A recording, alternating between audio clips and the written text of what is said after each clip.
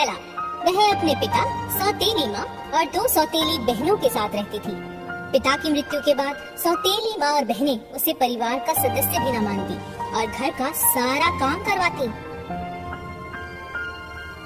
Cinderella बहुत अकेली हो गई थी।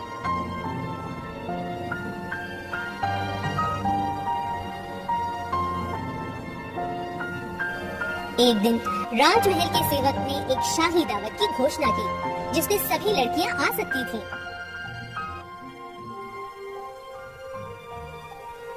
मैं अपनी लाल पोशाक पहनूंगी, बड़ी सौतेली बहन ने कहा। और मैं अपनी हरी पोशाक पहनूंगी, छोटी बहन ने कहा। शाही दावत का दिन आ गया। सौतेली माँ और दोनों बहनें सज धज कर दावत पर चली गईं। खिड़की से उन्हें जाता देख सिंड्रेला उदास हो गई। काश मैं भी शाही दावत पर जा पाती। अचानक से परियों की धर्ममाता प्रकट हुई। क्या हुआ प्यारी बच्ची, क्या तुम्हें भी शाही दावत पर जाना है? धर्ममाता ने प्यार से पूछा। हाँ, लेकिन मैं इतने फटे हुए कपड़ों में कैसे जाऊं? अपने आंसू पोंछ लो। मेरे पास एक बड़ा सा कद्दू, 6 चूहियां और एक चूहा लेकर आओ। सिंड्रेला ने धर्ममाता की बात तुरंत मान ली।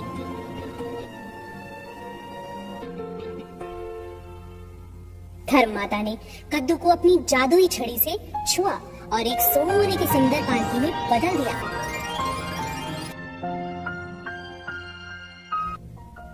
चूहियों को घोड़ों में बदल दिया और चूहे को पालकी चालक में बदल दिया। अब तुम्हें बस एक सुंदर पोशाक चाहिए, धर्ममाता ने कहा। धर्ममाता ने सिंड्रेला को छड़ी से छुआ और उसके पुराने फटे कपड़ों को एक सुंदर पोशाक में बदल दिया। अब सिंड्रेला बिल्कुल एक राजकुमारी लग रही थी। जैसे ही सिंड्रेला पालकी पर बैठी, धर्ममाता ने सिंड्रेला को चेतावनी दी।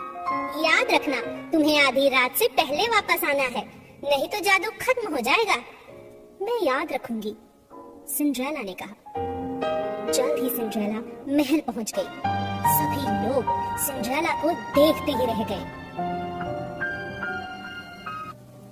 कितनी प्यारी लड़की है, कितनी सुंदर पोशाक है।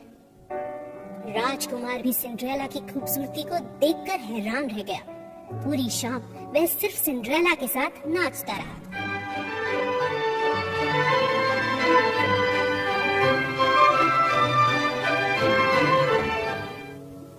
अचानक जब घड़ी में 12 बजे, तब सिंड्रेला को धर्ममाता की चेतावनी याद आई।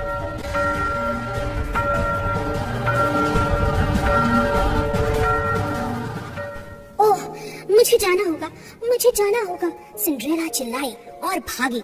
रुको रुको, मुझे अपना नाम बताओ। राजकुमार सिंड्रेला के पीछे भागा, पर सिंड्रेला वहां से चली गई थी। तभी राजकुमार ने सीढ़ियों पर कुछ चमकता हुआ देखा। वह सिंड्रेला का एक पैर का जूता था। राजकुमार ने उसे उठा लिया। अगले दिन यह ऐलान किया गया कि जिसे भी वह जूता ना पाएगा, राजकुमार उसी से शादी करेगा।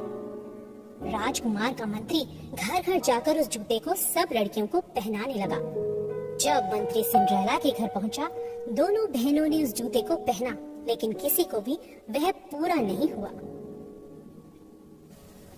अब आपकी बारी है, मंत्री ने सिंड्रेला से कहा। पर यह तो सिर्फ एक नौकरानी है, सौतेली माँ ने कहा। इसे भी यह पहनना चाहिए, मंत्री ने कहा। जूता अच्छे से सिंड्रेला को नाप आ गया। उसकी सौतेली माँ और बहनें हैरान रह गईं। तभी धर्ममाता प्रकट हुई।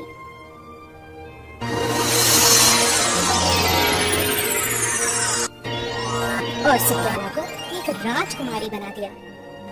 यह तो वही राजकुमारी है जो राजकुमार के साथ शाही दावत में थी। उसके बाद सिंड्रेला की शादी राजकुमार से हुई और वे खुशी खुशी रहने लगे।